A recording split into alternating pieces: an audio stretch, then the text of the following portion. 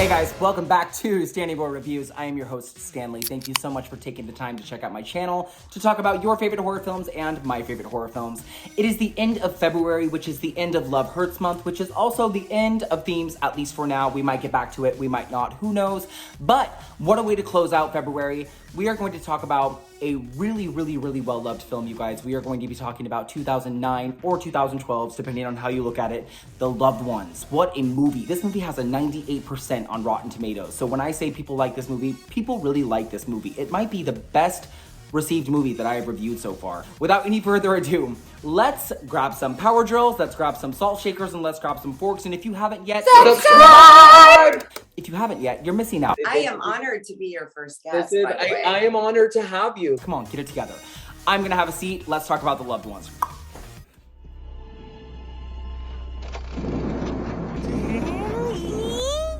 Is that you? I'm going to twist your back like mine, so you'll never get out of bed again. Never get out of bed again! Never get out of bed again!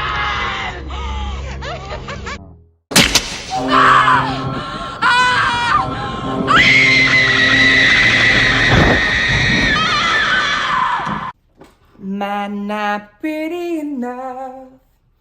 Should I try harder? If you have not seen The Loved Ones, you don't know what I'm singing. But if you have seen The Loved Ones, I just gave you something to be stuck in your head, and you're welcome. Today was my third viewing. I saw it for the first time back in 2010 when it first kind of came out, and then I saw it again when I purchased it a couple of years ago, and today was the third time, and each time I've seen it is basically like the first time. So that is something that I really love about this movie. It is like watching it for the first time each time I watch it, and that is really brilliant filmmaking, in my opinion. It is written and directed by a gentleman named Sean Burns. He's an Australian filmmaker who was, prior to this movie, known for his short films. After this movie was made, he made a movie called The Devil's Candy, starring Ethan Embry and Pruitt Taylor Vince, and that movie is also really good. If you ever get the chance to watch that, please do. It is spooky, it is eerie, and it's very well made, but not as good as this. The Loved Ones premiered at TIFF in 2009, premiered in Australia the year after, and America in June of 2012.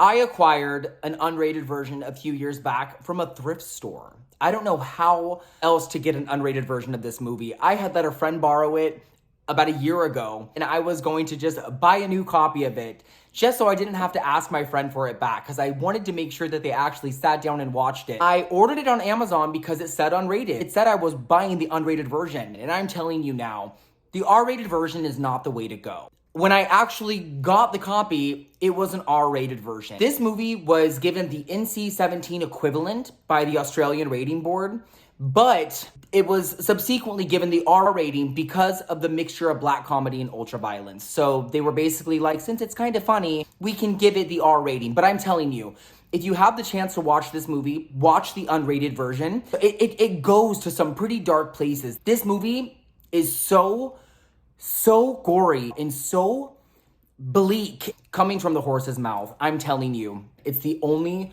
way to go. Let's just get into it. This movie is about a boy named Brent. He is sad and depressed. He lost his dad 6 months ago in a car accident, and it ruins him. Without saying it, his mom kind of blames him. So cut to 6 months later, he's trying to put his life back together. There's a dance coming up, and he's gonna go with his girlfriend Holly, but there's another girl at school named Lola who asks him to the dance. Brent says no. Big mistake. He should have said yes, because Lola and her dad end up kidnapping Brent and taking him in the night to Lola's house, holding him hostage and torturing him. And that's really all I can say without giving any more away, because I've already said too much. Given the trailers give away quite a bit, but if I say anything else, I will ruin so much fun. Because this movie, I hate to say it, is fun. It is unsettling, it is nerve-wracking, it is a white-knuckle experience, but it is fun. And like I said earlier, this movie has a 98% on Rotten Tomatoes. Critics agree. This movie is good, and I think that this movie is perfect. When I finished watching this movie today with my boyfriend Christopher, I looked at him and said, there is nothing wrong with this movie. Be it the music, the supporting cast, the lead cast. Robin McLeavy is phenomenal as Lola. She is frightening, sympathetic. She embodies this character so much to where it is so hard not to take her seriously. And you are afraid of what you are watching on this screen. I found myself digging my fingers into my legs. I was kind of sitting like this. You can't see it, but I was sitting like this with my fingers into my legs. There are some moments where you're like, my boyfriend had to leave the room on several different occasions. I don't even know what else I can say about this. I don't have to make this a 10-minute review. I can literally sum this up in less than 10 minutes for once and just tell you that this is a 5-star film for me. So on Stanny Stabometer, we are giving this 5 stars. Yes. And if you get the chance, check this movie out. It might be a hard film to find, but if you find it, just enjoy it.